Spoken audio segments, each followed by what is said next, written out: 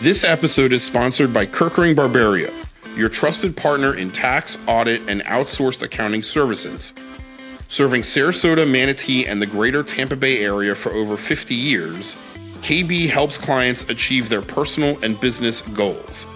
Visit kbgrp.com to learn more.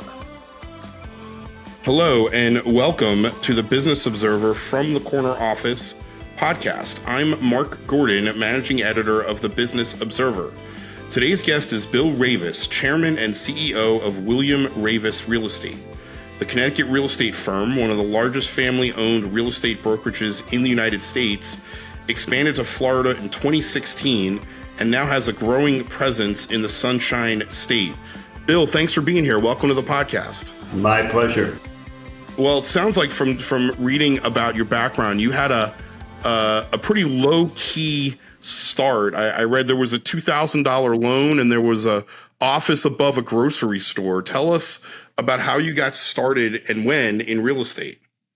Well, I was the systems analyst for United Technology, for Westinghouse Corporation in New York City, and I helped merge the international division with the domestic division in terms of shipping products back and forth. And I had a team, and at the end of the day, they had a big meeting in the Westinghouse Corporation there in New York City, and they recognized everybody in the world but me and my team. So I said to myself, well, maybe this is not the spot that I want to be in. It's been 4 years of my life trying to help the company integrate the technology. And so I said, okay, fine. What do I do now? I said, well, my dad was a bricklayer. And at the end of the day, I used to help him. You mix some match. We used to go in the houses and smell the sawdust. And I said, hey, I loved real estate. I loved the whole trade thing. I said, well, maybe I'll do my own brokerage company. So I left New York City. Had no idea how to run a brokerage company. It was me, a phone at a desk above a grocery store. And I'm looking outside the grocery store, and I said to myself, now, what do I do here? And I said, well, if I hire an agent and they make money, then I make money. If they make more money, I make more money. So I said to myself, why don't I become the operating partner of an agent? Provide them with all the support systems such as technology, marketing, coaching, mentoring, training. At that time, I did not know it, though, but I reinvented the industry because everybody was looking at the public as the customer.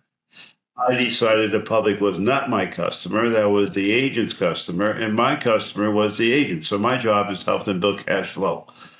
So that's how it started. And like I said, I did not know that was a reinventing of the industry.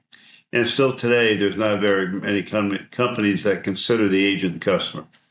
Well, there's that period where 10 years ago where real estate companies were saying they were doing that, but they probably weren't really doing that, right? It comes and goes and not a lot execute on it. Yeah, no, what we did, we gave our own agents their own company, their own brand. So we came out with a brand for an agent. So say Johnny Agent or Susie Agent would have Johnny Agent brand, and he was the best in the world. Susie Agent would say, I'm better than a Johnny Agent. Okay, whatever. So they have their own look. That did not exist either. So that was another reinvent. I didn't know I was reinventing the industry. So I reinvented it, and as we saw, we took off. People liked what we were doing, and we took off. You did, and from very humble beginnings, you had some really rapid growth in terms of the Northeast, Connecticut, that market, and then Florida. Tell us about that growth trajectory and how you were able to handle that and manage that. Well, that's another interesting story. Okay, so I have now 3 offices in Connecticut. I have one in Fairfield, Bridgeport, and Guilford, and I'm running around doing the 3 offices. And all of a sudden, I'm on a phone, and there's a guy on the other side he was renting something from me. He didn't like what was happening, and he started yelling and screaming. And all of a sudden, I fainted. I fainted on the floor. Wow. The agent in the office thought I was having a heart attack. I was 32 years old.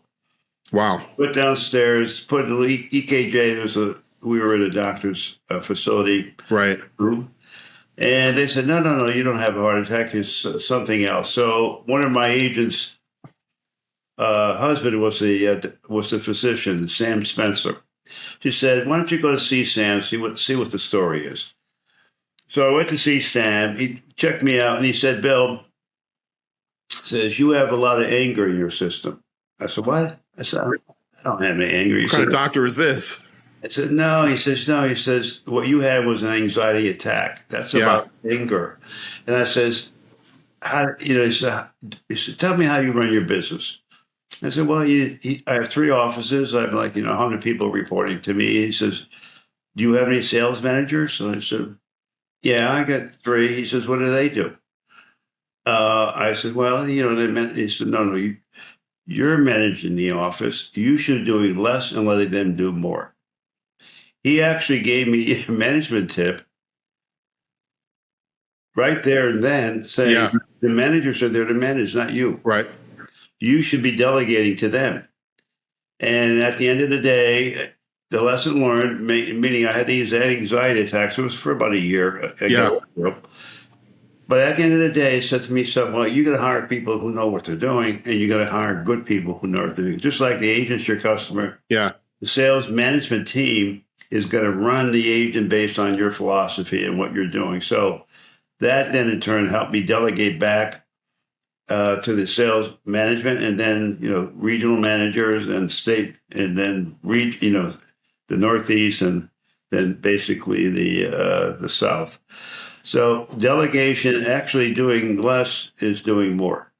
Well, 100%, and that's such a great lesson, and you learned it in such an odd way from your physician, obviously in a way that you didn't expect to get that lesson. And shifting a little bit more on that, you've written two books. The Way of the Entrepreneur is one, and I know that was in there. What other lessons, sort of takeaways, are in The Way of the Entrepreneur, and what did you sort of get from that? Well, the third one. Okay, now I'm expanding. Okay, I'm delegating. Now I start borrowing money from the banks. So we have, borrowing money, and I forget the number. It was quite high, maybe $50 or $60 million in debt at the time. And then we had the S&L crisis in 94, I think. And everything crashed. I crashed. All the real estate industry, hundreds of banks failed. And I went through workouts. I had 9 banks, 8 of them failed. And I went through workouts with the federal government and also one loan bank that supported me. The learning lesson there is never get yourself caught short without cash. Don't over leverage yourself. Make sure you're borrowing appropriately for the expansion you had. And so what it did was make sure you always had a rainy day fund. Always have a rainy day fund. Don't dismiss that. That's a very big deal in business, because you have the cycles. And in terms of me, 50 years, I've had about 8 cycles. And this business I'm in, the real estate brokerage business, mortgage and insurance, is very cyclical. And so you've got to make sure you have reserves. Yeah, it reminds me, there's a home builder. Your company's probably sold houses built by him, but in Sarasota, Pat Neal of Neal Communities, and he has said often, I've seen the recession movie 5 times, right? And he talks about, you have to know those lessons that you've learned from that. But one of the other things, so you're building up this company, both in Connecticut and in Florida and other states. William Raveis Real Estate has a great reputation for being a great place to work, and you write about that as well. What makes company culture in your view? What are some of the things that make William Raveis a great place to work? It is pretty simple. Treat people the way you want to be treated. Mm-hmm. Right. Is that so hard? I mean, how hard? It shouldn't be. How hard is that? And by the way, I was brought up in a Hungarian immigrant family, and where everybody sort of worked with each other. There was always somebody that had, but everybody was looking out for each other all the time. And that was part of my family background. My father had 7 brothers. My mother had 8 brothers and sisters. And we all got together. We all cooked together. We all had fun together. The guys sat there, played their cards, and had a couple pops. Gals, the gals were cooking. It was a Yeah. wonderful thing. So that family environment that I grew up with is basically the foundation of my business, and it's about treating people with respect, helping each other. Yeah. Your job as a leader, like I said in my book, is to make sure that others are happy. It's not you, it's about it, but it's about others. If they succeed, you succeed. If they don't succeed, you don't succeed. Same thing about basically with the agent, we're their operating partner. Our job is to help them succeed. We do the same thing with the employees, help them succeed, help them. The fellow head of my ID department has been with me for 30 years. He started out as a technician. Goes on, this, the head of human resources, she started as a receptionist. So it goes on. Head of career development basically started out as a receptionist. So treating people with respect, I don't see it. How hard is that? You're correct. It should be very easy. Take a step back. I want to hear more about your family growing up. How did that influence the person that you became? And tell me about your parents. That's a fascinating. And how many brothers and sisters you had? And Yeah, where did you grow up? one sister, my mother and father. My father was a stonemason, bricklayer. My mother actually worked in a factory. We were in a two-family house in Bridgeport. My grandparents were downstairs and we were upstairs. And I lived in what is called a cold water flat. You know what that is? No heat. Okay, but I thought we were good. My mother and father loved me. They gave me all the support. I felt that I was the most successful person in the world according to them. But I know that I was poor, if you will. And then when we moved to Connecticut, where we moved to Fairfield, which is the suburbs, and they had the big mansions and everything, I couldn't believe the way people lived. And my mother and father kept on encouraging me. You can do whatever you want to do. You can do whatever you want to do. It's this emotional support that was very important. It had nothing to do with financial support. We were basically, lower middle class family, but they were the best parents you could ever have the best family environment you could ever have. And what that did is to make you emotionally secure. So when you have through these, what you have to do basically in business, you have to go through the suffering and the pain. You have to do that in business. It's good for you. Your competition is good for you. What that does, it makes you resilient. So the suffering pain that you go through, all these cycles, it is not like you're a victim. Basically, you're learning how to get through these things. And as a result of that, when they come up again, the resilience is there, and you sort of plow through it. You're more skilled, if you will. You're more experienced. So the downturns and all this, but the emotional security that I have from my parents and the environment basically gave me that sort of. Well, it set you up for that. And you're right about the resilience. It's, there's so many comparisons between business and leadership, I should say, and parenting, right? And it's like, as a parent, I'm a parent of a 15-year-old. I know you're a parent and a grandparent.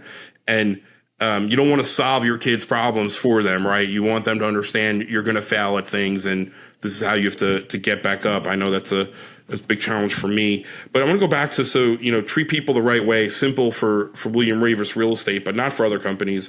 You guys also have 10 noble rules for compassionate leadership. What are those? You don't have to name all 10, but what are those about? How did you guys sort of execute on that? Well, I was traveling with my wife, and we went to see all the sort of spiritual places in the world. And we went to Lumbini, where the Buddha was born. We went to Jerusalem, where Christ was born. And it went on. We went to Confucius, where Kung Fu. And one of the things I came across was the Buddha thing that said the Four Noble Rules. And I said, wow, geez, the Four Noble Rules for Enlightenment, whatever I think it was. And that sort of got me thinking. And I said, you know what?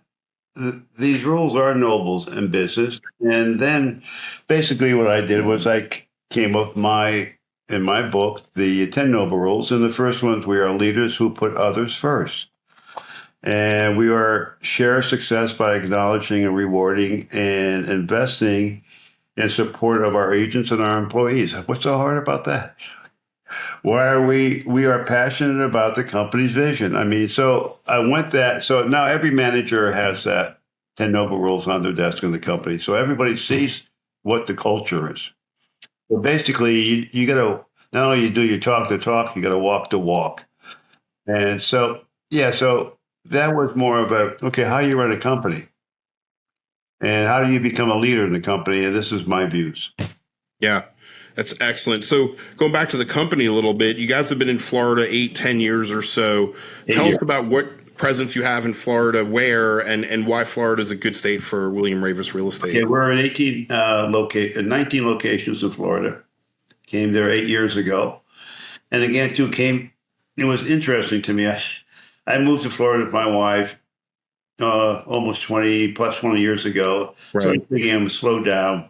But just like a plumber, I got to go look at some plumbing. All right. So I was looking at we'll go take a look at open houses. Okay. Yeah. The heck. And the neighborhood that I was in, it was a very expensive neighborhood. The average price, this house was a $20 million house. So I walk in and I see an agent who's in a mini black skirt with a football jersey on. I said, wow, that's a hell of a way to have an open house. And, Yeah. and then she had a little card on the table. And then as I walk in, I see this guy was bare chested with his foot on the coffee table with the beer alongside of him. And I said, well, maybe that's the owner. So I asked her, I said, who's that? And she said, well, that's my boyfriend. He hangs with me at the open houses. Oh boy. Oh boy. That's the way they do open houses down there. I said, you got to be kidding. I said, this is like going to be a walk on for me. So I had two our superstar agents in Westport, Connecticut said, Bill, listen, we want to build a company for you out of in Naples. My father lives down there. We're going to be moving. And that's Molly Lane and Matt Lane. And again, too, they fantastic leadership, fantastic people. So the three of us started from scratch, brought the business model down. We're your operating partner. It did not exist in Florida, still doesn't exist. And we grew very quickly, to the point where, either we're number one or number two in both marketplaces in the Naples area. And then we bought a company in Palm Beach. And then I bought a company up in Sarasota. Yes, in the Key area first. Then we went into Sarasota Main Street. And then we went to Lakewood Ranch. And again, too, following the operating system that we have, this doesn't exist in Florida. And people generated to it. Now, there's all kinds of other operating systems out there that I have to compete with. People are high commission schedules, people who discount stuff. So we're a luxury brand. So we got our lane, if you will, and others have got their lane. And so our lane, luxury brand Chanel, competes with others, and some of them are not luxury brands. So we differentiate ourselves that way. And what is your sort of day to day? What are some of your roles? I think you split your time between Connecticut and Florida, but what's your day to day role in the organization now? Yeah, so my sons, who are the best in the nation, both I've been dragging them around since they've been 2 years old, so construction and everything. So the same thing my father did, so I did with them. And Chris Raveis runs the sales part of it, basically in the Northeast, so about 4,000 agents. And Ryan runs the mortgage and insurance business and headquarters. I basically oversee all that. And again, to delegation, letting them do what they want to do. Matt Lane and Monty Lane basically run the South, which is Florida and South Carolina. We just bought two companies in South Carolina. And so I oversee that. I make sure that set the strategy. We have our meetings on a weekly basis. We have what we call executive team meetings. We have operations meetings, which I'm involved with. So that executive team meeting is when I have my two sons, the CFO, the chief marketing officer, and our general counsel, and we form strategy there. And then we walk out of the room and the strategy is built. Yeah. Excellent. What's coming up in the third generation? Do your two sons have kids that are? Yeah, I have 6 grandchildren. I think I know who one may be as a leader here. I got some girls that really like this business. So That's neat. I'm sure as a grandfather, that's neat. Going back to your career, what's one or two pieces of leadership advice or really general advice you would give to others, not just in real estate, about being a better leader, running a better organization? well, I think people get too complicated with tasking and spreadsheets and all this kind of stuff. Well, you got the accounting department to do that. I think it is you have to have a vision for what you want to do. So in my case, the vision was I become your operating partner, and therefore I have a passion. Right. Be sure that happens. So you have to have a vision, passion, and then you have to have an end game. In my case, I was a poor kid out of Bridgeport, Connecticut. I would move to Fairfield. I saw all these big houses. I said, "Wow, how do these people make money? That's like amazing." I said, "Well, maybe I can do that too." And when I get older, I want to have wealth, and I want to have the ability to give back to society, which has been very good to me. Have my children, grandchildren, understand who we are as a family. I early on had a vision of what I wanted to be 60 years later. I thought about it. Yeah. And what happens through the ups and downs, you keep on going with your vision and your passion. I wanted to be wealthy.